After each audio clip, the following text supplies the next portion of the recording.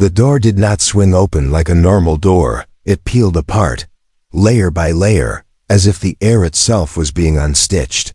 Cade stepped forward anyway, because the guards behind him did not need to push anymore.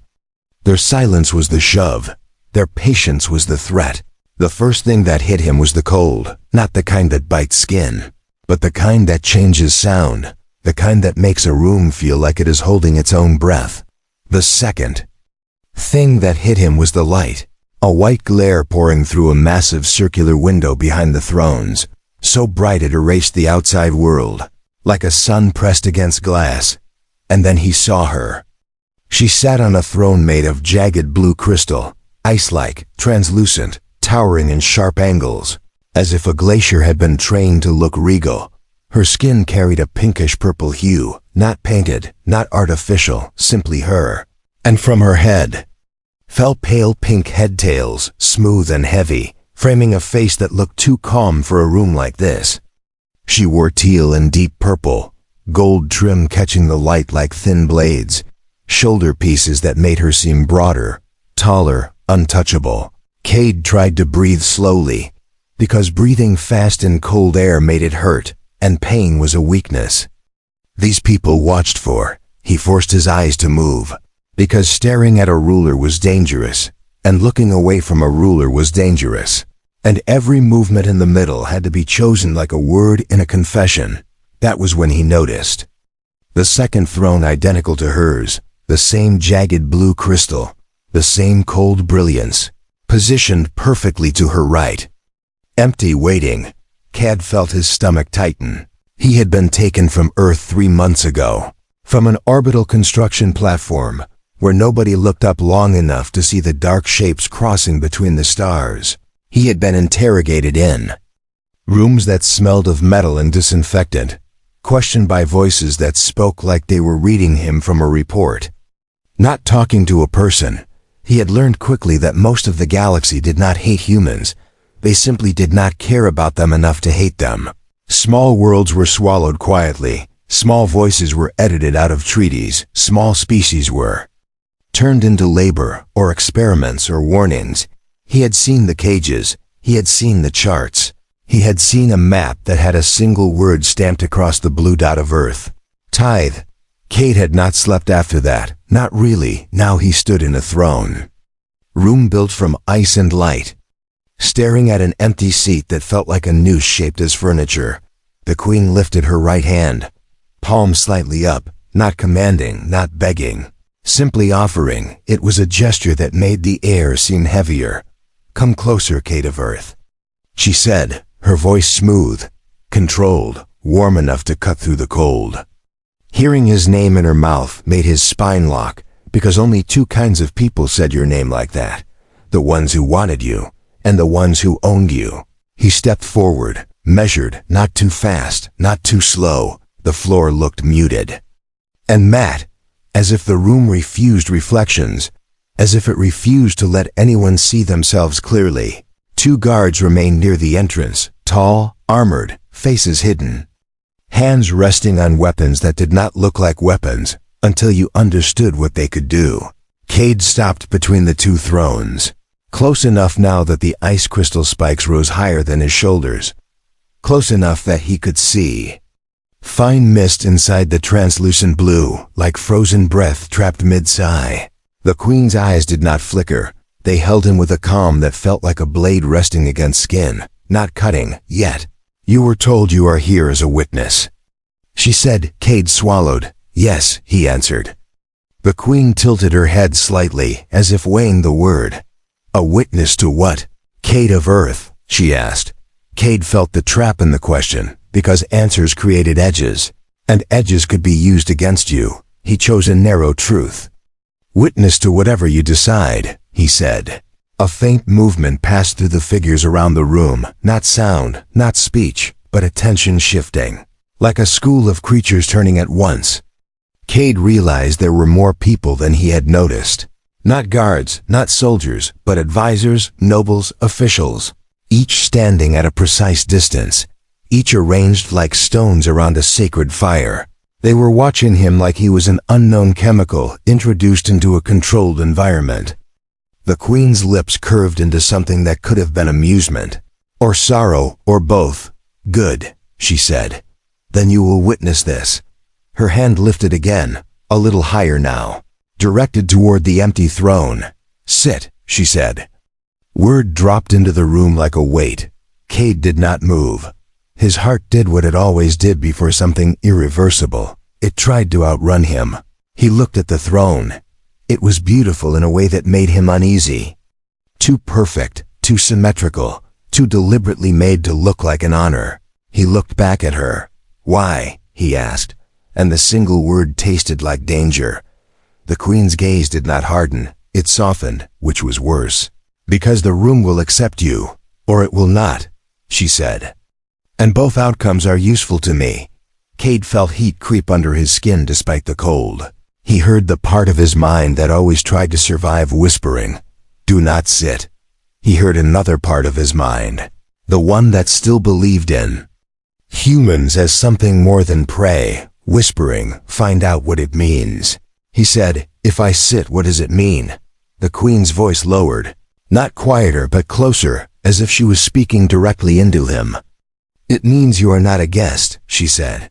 "It means you are not a prisoner." She paused just long enough to make the room lean forward without moving. "It means you are an answer," she said. Cade felt his mouth dry. An answer to what? He wanted to say, but he already suspected Earth. The queen leaned back slightly, the gold trim of her cuffs glinting. "Your world is scheduled," she said. "The Dominion Council has already stamped the decree, your oceans, your metals, your orbitals, your bodies, all of it. A tithe to fund a war you do not even know exists." Cade's chest tightened, and he felt a sharp pull in his ribs, like grief trying to become anger. He forced himself to keep his face steady. "What do you want from me?" he asked. The queen's eyes held him, and for the first time her calm seemed to crack, just a hairline fracture that showed something underneath. "I want," she said, "a human seated beside me when the council arrives." Cade stared at her. "You want a symbol," he said. "No," she replied. "I want a fact." Her hand rested on the arm of her throne. The ice beneath her fingers did not melt. It did not even fog. As if the throne itself refused to be affected by warmth. "The council believes humans are noise," she said. A brief flare from a small star. Easily extinguished, easily forgotten. Asterisk, she looked at the empty throne again, then back at him. "They believe you have no place in the line of power," she said.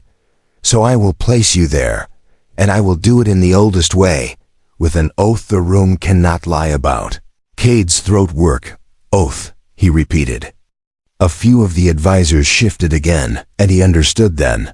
The throne was not furniture. It was a device, a machine disguised as tradition. A tradition disguised as law, he asked. "What happens when I sit?" The queen's face remained calm, but her voice carried a hint of weight. "The room stops breathing," she said. Cade felt his skin prickle, because she was not speaking poetically. She was stating a mechanism. He looked around again, truly looking now, and he noticed small seams in the walls, faint vents, intricate patterns near the ceiling that did not match the ice motif. Technology. He looked at the circular window behind them, the white light too intense, too clean, not sunlight, a field, a controlled barrier. He heard his own voice, quiet. "Why would a room stop breathing?" The queen answered him like she had been waiting for the question. "Because in the moment of oath, the chamber becomes sealed," she said. "Air is held, pressure is held, sound is held, not to harm, but to ensure no external influence. No chemical, no gas, no poison, no trick, only the truth of your body. And the truth of your will." Cade's pulse beat hard in his ears. "So if I cannot hold my breath," he said, "I die."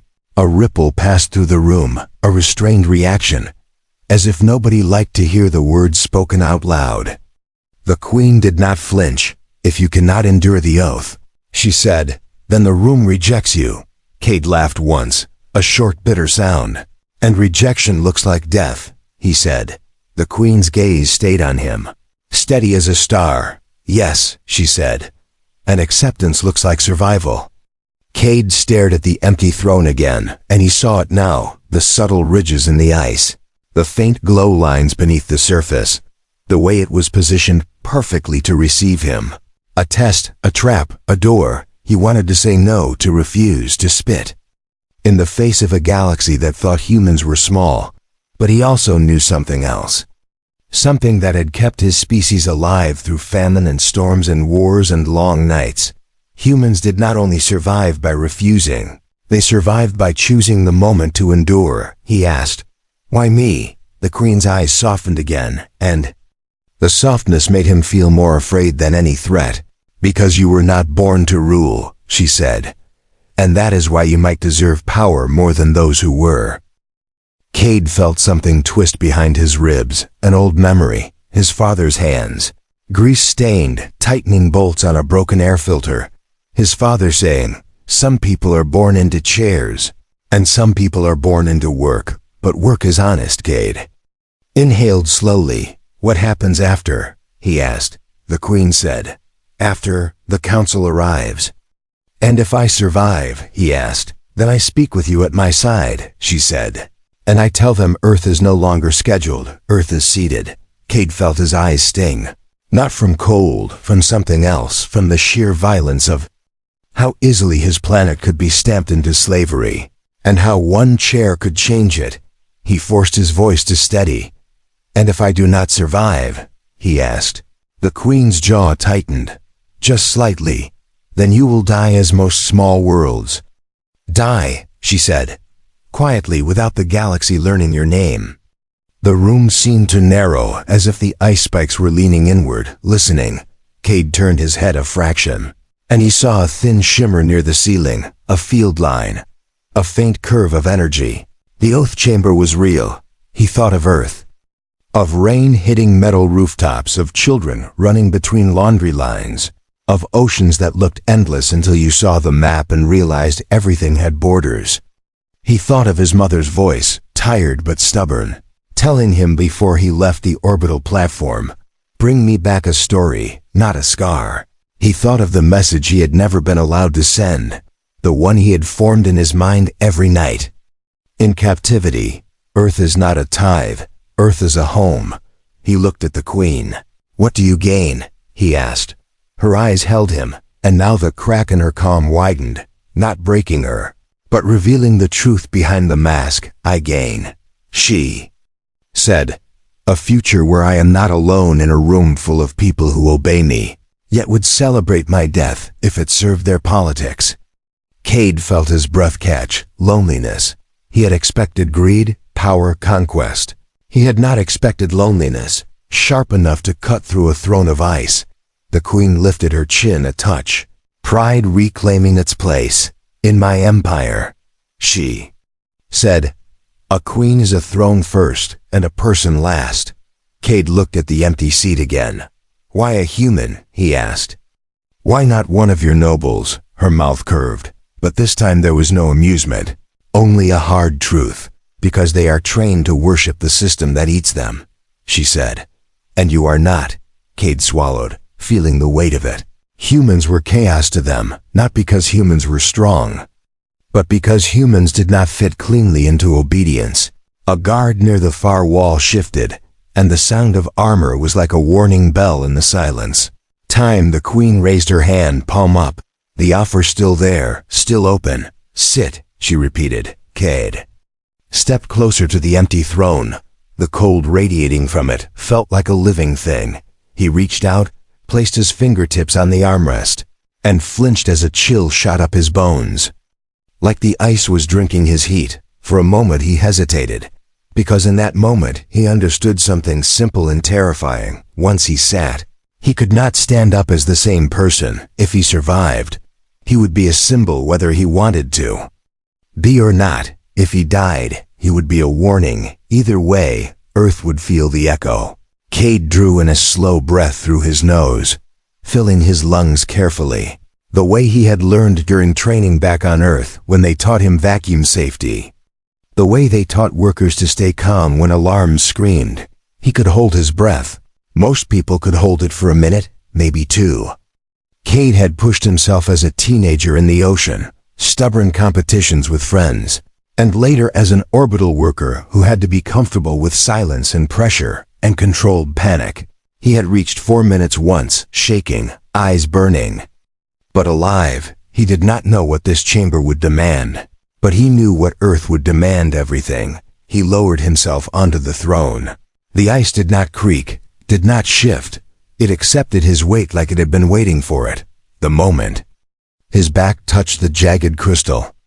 The room changed, not with sound, with absence. A pressure slid into place like a lid, and the air felt suddenly thicker, then suddenly still, as if the room had tightened its hands around its own lungs. Cade heard a faint click, distant, precise, and then he understood what the Queen meant. The chamber sealed, the room stopped breathing. Cade felt the air hold, not moving, not circulating, not forgiving. A low hum rose from beneath the floor, and the circular window behind them brightened, the white light sharpening, becoming almost solid. He looked around and saw it. Every figure in the room had frozen. Mouths closed, nostrils flared, eyes wide. They were holding their breath too, not because they had to, because tradition demanded it, because witnesses must not inhale during oath, must not exhale during oath, must not contaminate the moment. Cade's heart hammered. The Queen did not move, her posture perfect, her gaze locked on him. He realized she was holding her breath as well, and then he felt it, a thin, invisible pressure pressing on his chest. Not crushing, but insisting, like the room itself was asking him a question without words. Are you here by choice? Are you here as a servant? Are you here as a liar? Cade's lungs wanted to breathe, but he locked them still. He felt the burn begin. Sooner than he expected, because fear made oxygen disappear fast. His mind tried to scatter, tried to find escape routes, tried to bargain.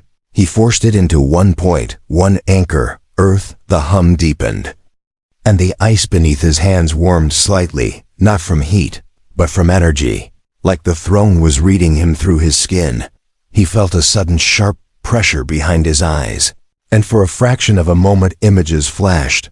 A blue planet, a child, laughing, a metal corridor, a cage, a stamped tithe. Cade's jaw tightened. He refused to let fear become his truth. Asterisk. He held the breath. Seconds stretched, thick and slow. The burn in his chest grew into a claw, then into a fire. His body begged for air, but his mind kept repeating the same word, not as prayer, as command. Earth, Earth, Earth. He saw movement at the edges of his vision, nobles trembling, a guard's fingers twitching. Some of them were not trained, some of them were old. Holding breath was easy in theory, brutal in practice. Cade's lungs screamed. He tasted metal, the way you do when oxygen goes thin. He felt his heartbeat in his throat. The Queen's eyes did not blink. Her face remained calm, but her neck muscles tightened, and Cade realized she was pushing too. She was enduring her own tradition for him. That realization hit him like a strange kind of warmth, not kindness, not mercy, solidarity. The burn became agony. Cade's vision started to narrow, black creeping in like ink at the edges. His body tried to force a breath, a reflex, a betrayal. He clenched his fists against the ice, grounding himself in pain. He held. He held until time stopped being time and became only sensation, only pressure, only the roaring need to inhale. Then, just when his body began to tilt toward collapse, the hum snapped, clean and sudden, like a cord cut. Air moved again, a soft rush through vents he could not see, and the room exhaled as one, a shuddering wave. Cade sucked in a breath. Deep, ragged, almost sobbing, and he did not care how it looked, because he was alive. Around him, several nobles bent forward, coughing quietly, eyes wet, some shaking. One older advisor sagged against the wall, face pale, but still upright. The Queen inhaled once, slow and controlled, and then she smiled. A small, precise curve that carried more power than any shout. The room's attention fell on Cade like a storm, not curiosity anymore. Recognition. Cade sat there, chest heaving, hands gripping ice, eyes stinging. And he realized he had just done something none of them expected. He had endured their oath. He had been accepted by their chamber, accepted by their law, accepted by their throne. The queen raised her hand again, but now the gesture was not an offer. It was a declaration, witnesses, she said, voice steady. The chamber has spoken. The advisors bowed their heads, not fully, not comfortably, but enough to acknowledge what had happened. Cade's heartbeat slowed just enough for thought. To return, he turned his head slightly toward her, still catching his breath, and he asked the only question that mattered. Does this save my world? The queen's eyes met his, and in that gaze he saw something fierce, something that had been waiting a long time to stop pretending. It gives me the weapon I need to save it, she said. Cade's mouth tightened. I am not your weapon, he said, and the words came out rough, more honest than careful. The room reacted. A sharp intake from some, a stiffening from others, because nobody spoke to her like that. Not in this chamber, not now, but the queen did. Not flare with anger. She looked almost satisfied. Good, she said. Then you will not break when they try to use you. Cade forced air into his lungs again, deeper this time, and he looked at the circular window behind them, the white light still blasting like a frozen sun. When do they arrive? He asked. The queen's fingers rested lightly on the arm of her throne. Gold against ice, soon, she said. Within one cycle, within what your people would call hours. Cade felt a chill that had nothing to do with temperature. He had been brought into a war room made of crystal, and he did not even know the rules. He leaned forward slightly, eyes locked on her. Tell me everything, he said. No poetry, no ceremony, just truth. The queen held his gaze for a long moment, and the room waited, because when rulers spoke plainly, empires shifted. Truth, she said. The Dominion Council wants Earth because your gravity wells are convenient. Your metals are abundant. Your orbit is positioned to feed their fleets. Cade's hands clenched. And what do you want? He asked. The queen's voice lowered, and the chamber seemed to lean closer again. I want, she said, a break. In their certainty, she looked toward the empty space between them, as if seeing the council already standing there. They believe all species can be sorted, she said. Obedient, useful, disposable. She met Cade's eyes. Humans refuse sorting, she said. You adapt, you improvise. You attach meaning to suffering. You turn pain into story, and story into action. You are a disease in the Dominion's perfect machine. Cade felt a strange mix of anger and pride rise in him. You kidnapped me, he said. You broke me out of my life. The queen nodded once. Not apologizing, not excusing, simply acknowledging reality. Yes, she said. Because the council would have taken you anyway, and they would have made you kneel. I chose to bring you here standing. Cade's throat tightened at the word. Kneel, because he had already seen what kneeling meant in the Dominion's runes. He said, if they arrive and decide I am a threat, they will kill me. The queen's smile vanished, replaced by something older, colder, truer. They will try. She said, and that is why you must understand what you have become. Cade felt the ice under him hum faintly again. Like a sleeping animal. What I have become, he repeated. The queen lifted her hand, gesturing lightly toward both thrones, toward the symmetry, toward the design. A seated human, she said. In this chamber, under this oath, is not a guest. It is not decoration. It is not entertainment. Her voice sharpened, and the room sharpened with it. It is a legal anomaly, she said. A living contradiction to Dominion doctrine. Cade swallowed, so they cannot just dismiss. Me, he said. They will try, she replied. They will call you an accident, a trick, a pet. They will call me sentimental. They will call you weak. Her eyes narrowed just a touch. And then you will do what humans do, she said. You will refuse to behave as they predict. Cade felt his pulse steadier now, fear still there, but lined with purpose. What do you need me to do? He asked. The queen leaned forward slightly, and the gold at her shoulders caught the white light like fire. "I need you to speak," she said, "not as a conquered creature, but as a representative of a world that does not consent." Cade's hands trembled slightly, the delayed tremor after adrenaline. "I am not a politician," he said. The queen's gaze held him like a fixed star. "Neither am I," she said. "I am a survivor wearing a crown." The words hit Cade harder than he expected. Survivor. He looked around again at the advisors, the guards, the officials, the faces that did not show faces. And he realized this throne room was not a victory hall. It was a battlefield with no blood on the floor. Yet he asked, "If I speak, and they still decide to take Earth, what then?" The queen's voice became very calm, very clear.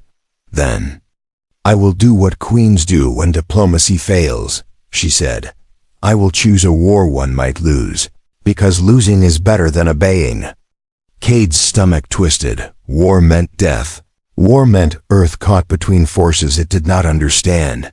He stared at the ice, seeing his breath fog faintly and then vanish. He whispered, "I do not want my planet to be the spark." The queen's eyes softened again, and this time the softness did not feel like danger. It felt like honesty. "Neither do I," she said. "That is why you are here before the council arrives. That is why you were seated before they could stop it." A distant sound rolled through the chamber, low and slow, like thunder buried under stone. The advisors stiffened, heads turning toward the entrance. Cade felt the hairs rise on his arms. "What is that?" he asked. The queen did not move, but her jaw tightened. "They are here," she said. The door at the far end of the chamber did not peel open like before. It dissolved, as if erased, leaving a black opening that looked like a hole cut into reality. Figures entered, tall, draped in dark fabrics that swallowed light. Faces partially visible, eyes reflecting the white glow from the circular window. Behind them floated a device, a hovering ring of metal and light, humming with restrained power. The Dominion Council did not walk like guests. They walked like owners entering a room they believed belonged to them. Cade's chest tightened again, but he stayed seated, because standing now would look like fear. The queen rose from her throne, slow, controlled, her gown falling like midnight. The council's lead figure stopped in the center of the chamber, and the air seemed to thin around them. Their voice came out layered, as if more than one throat spoke at once. "Queen of Frosted Reach," the figure said. "Your summons was received." The queen inclined her head slightly. "Not bowing, never bowing. You arrived promptly," she said. The council figure's gaze slid across the chamber, and then it stopped on Cade. The room went still in a different way now, not ritual, but fear. The council's voice sharpened. "What is that?" it asked. Cade felt a surge of anger at the word "that," but he held it, stored it, because anger spent too early became weakness later. The queen answered calmly, "That is a seated human," she said. The council's layered voice produced something like a soft laugh, cold and dismissive. "A tithe world has no seat," it said. The queen turned her head slightly toward Cade, then back to the council. "This chamber has already ruled," she said. The oath was taken. The room accepted him. The council's device hummed louder, like a predator waking. "That is impossible," the council said. Cade felt the moment stretch, and he realized this was the edge of everything, the point where one sentence could decide whether Earth remained a home or became a supply depot full of cages. He drew in a slow breath, and he spoke before fear could take his tongue. "My name is Cade," he said. "I am human, and I do not consent to my world being taken." The council's gaze held him like gravity, heavy and crushing. "You are an individual," it said. "Your consent is irrelevant." Cade felt the words hit like a slap, because that was how empires talked. He leaned forward slightly, forcing his voice to remain steady. "My world is full of individuals," he said. "And we have a long history of making our consent very relevant." A ripple passed through the advisors, a tiny tremor of shock. Because humans were not supposed to talk like that. The council's device rotated.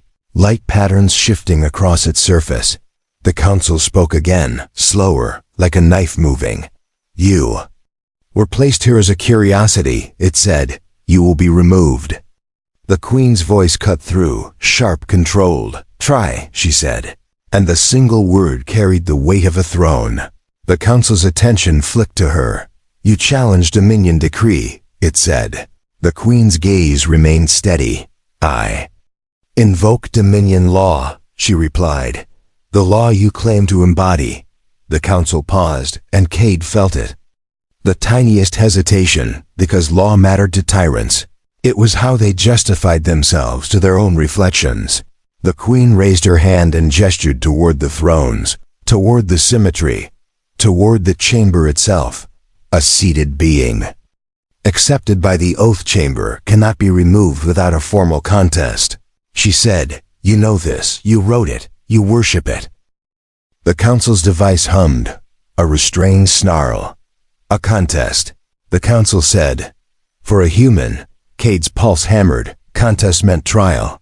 Trial meant violence disguised as tradition, but it also meant time, and time was oxygen for a world. Under a blade, the queen turned her head slightly toward Cade, her voice quieter now. Meant for him and him alone. Do not flinch, she said. They will try to make you small. Do not help them. Cade's fingers tightened on the ice armrest, and he held his head high. Because if humans had one gift that annoyed the universe, it was stubborn dignity in the face of impossible odds. The council spoke, and the layered voice carried a tone like formal contempt. Very well, it said. A contest will be held. Cade swallowed. What contest? He asked. The council's gaze locked on him. Breath, it said. Cade felt the word like a punch, because now he understood. The oath chamber was not just an acceptance ritual, it was a preview. The council's device projected a faint shimmer across the room, and the ice beneath Cade seemed to glow in response. The council continued, you will sit, it said, and you will endure the vacuum seal longer than our chosen witness. If you win, your world is postponed. If you lose, your world is taken immediately, and your species is reclassified as disposable. Cade's mouth went dry. Postponed, not saved. Not freed, postponed. But postponed meant breathing room. Postponed meant time to send warnings. To organize, to prepare, to refuse quietly or loudly. Postponed meant Earth could become harder to swallow.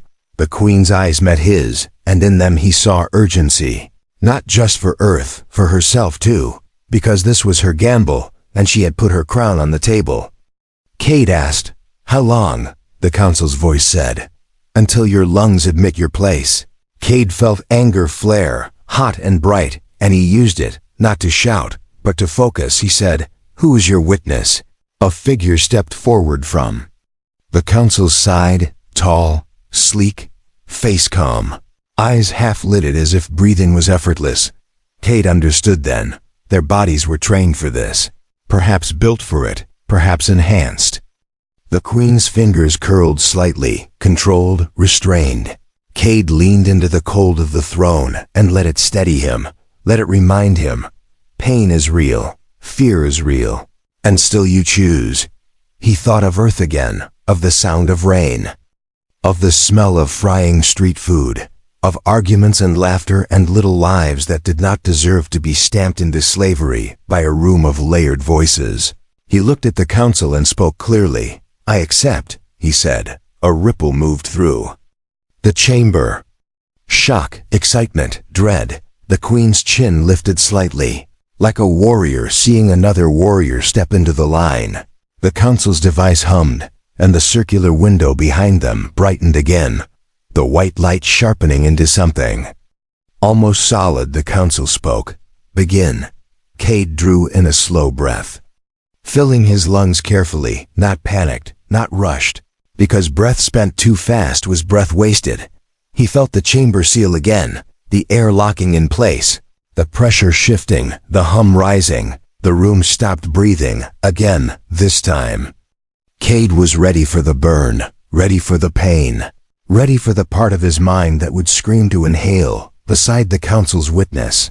The alien sat with perfect posture, eyes calm, body still, like a statue that did not need oxygen. Cade told himself a simple truth.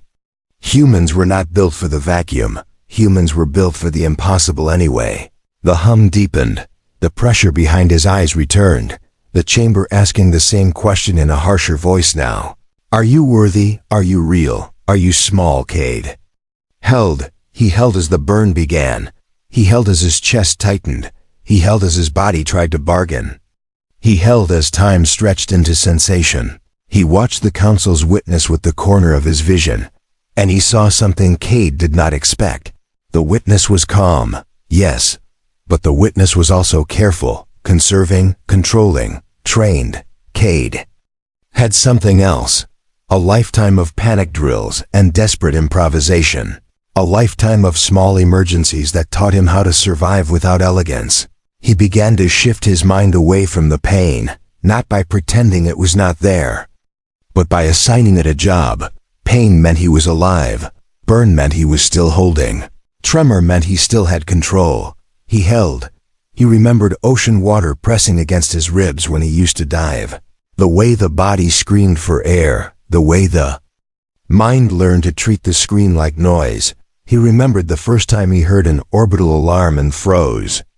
And the second time he heard it and moved. And the third time he heard it and led others to safety. He remembered that humans were a species that learned by bleeding and then refused to stop. The edges of his vision darkened. His heartbeat thudded.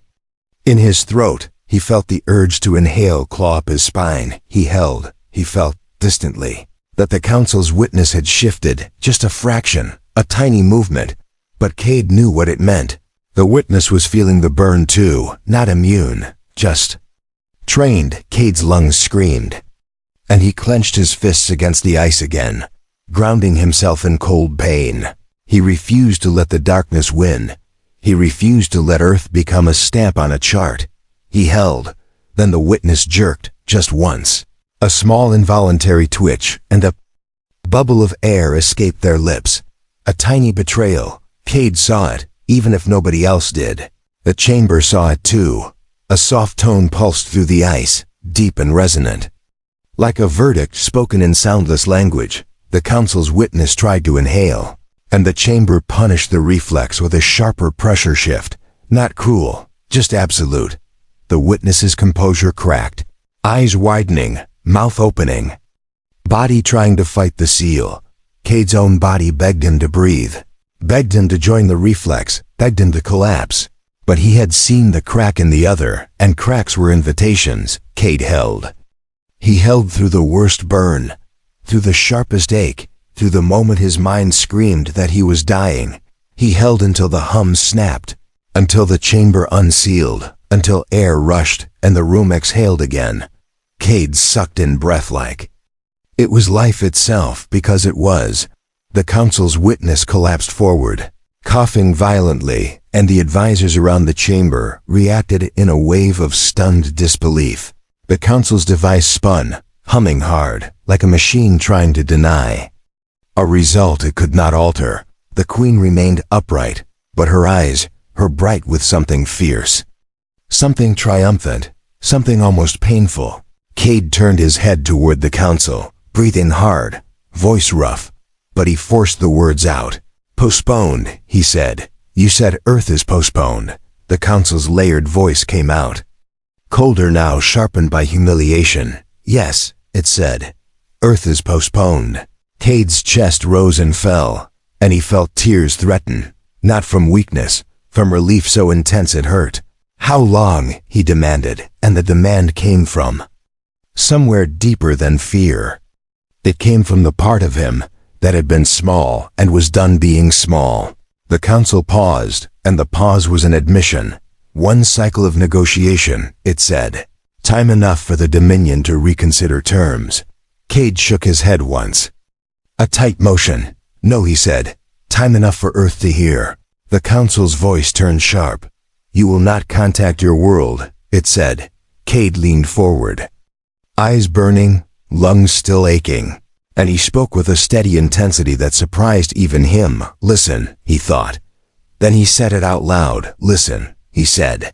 You postponed Earth because you could not erase what this chamber declared, and now you will follow your own law to the end.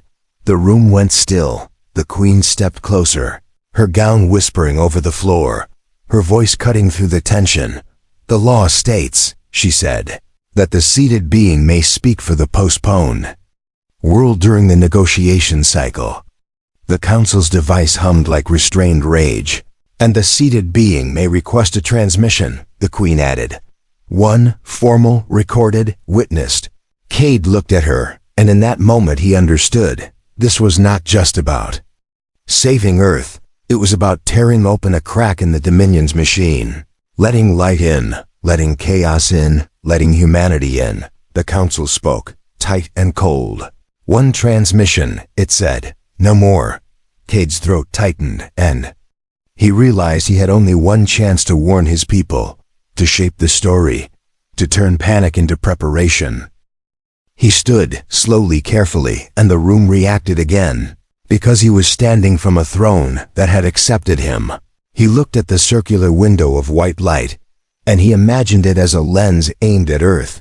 He imagined his planet hearing his voice, hearing him alive, hearing him not kneeling. He turned to the council and said, I will speak to my world. The council's voice layered over itself, cold and formal. Then speak, it said. The Queen lifted her hand, and the white light behind them pulsed, forming a focused beam.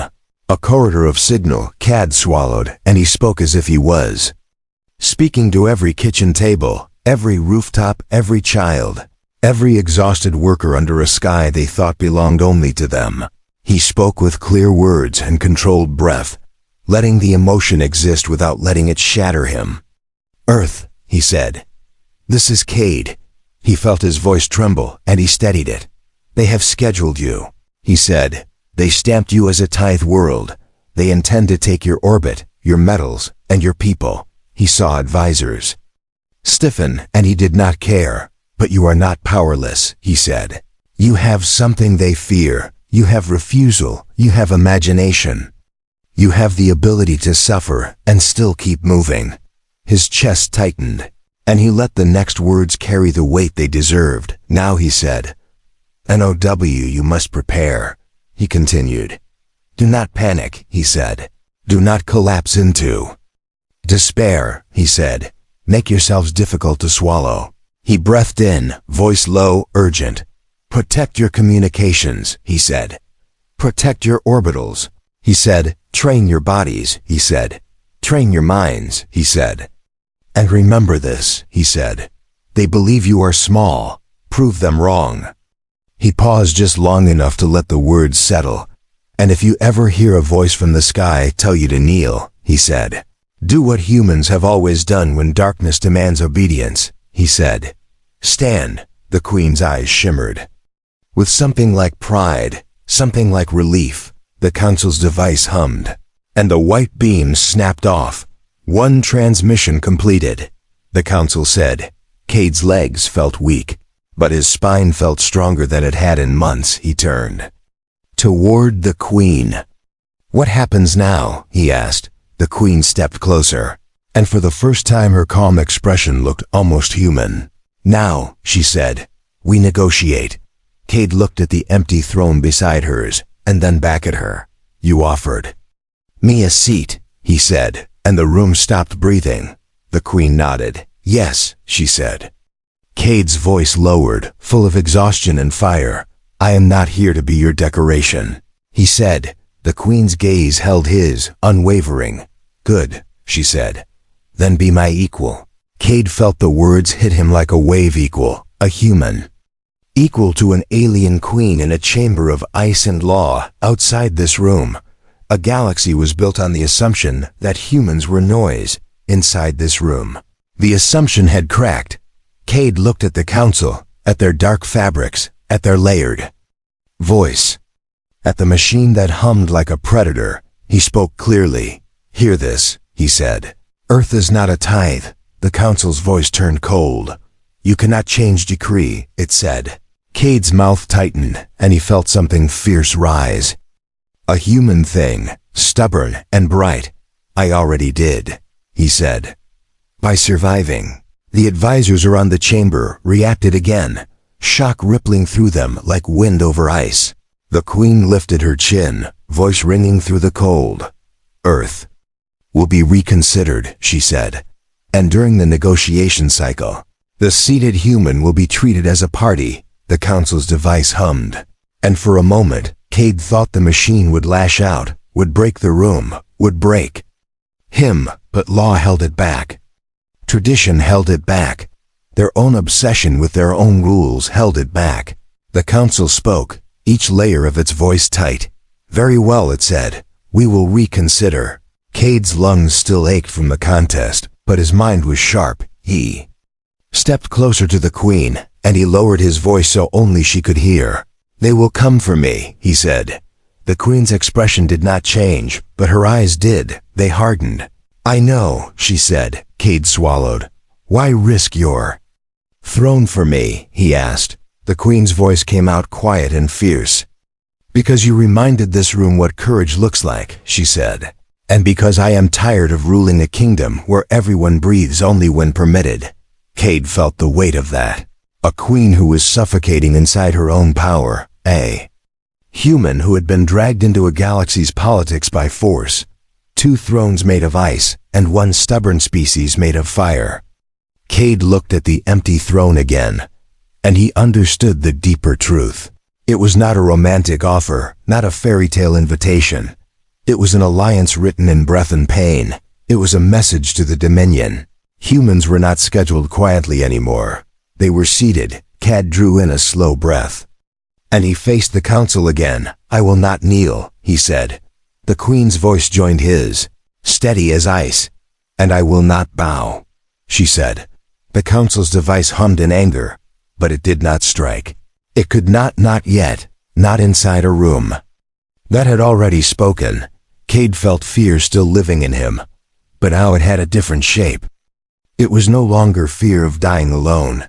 It was fear sharpened into purpose, fear turned into action. He understood something then. Something he had never truly understood on Earth when he lived under blue skies and ordinary problems. The galaxy did not respect speeches, it respected results and humans. When forced to the edge, had always been better at results than anyone expected. Cade turned his head slightly toward the queen. Tell me the rules, he said. Tell me the laws. The loopholes, the pressure points. The queen nodded once, and her calm returned. But now it was not a mask, it was a weapon. I will, she said. Cade looked around the icy chamber, at the faces watching him with a mix of fear and fascination. He spoke softly, but with intensity. Earth, he thought. Then he said, Earth will breathe. The queen's eyes held his, and for the first time the room felt less like a freezer and more like a forge. Then we begin, she said. And somewhere, far away, under an ordinary sky, a postponed world heard a human voice from the stars and started to wake up.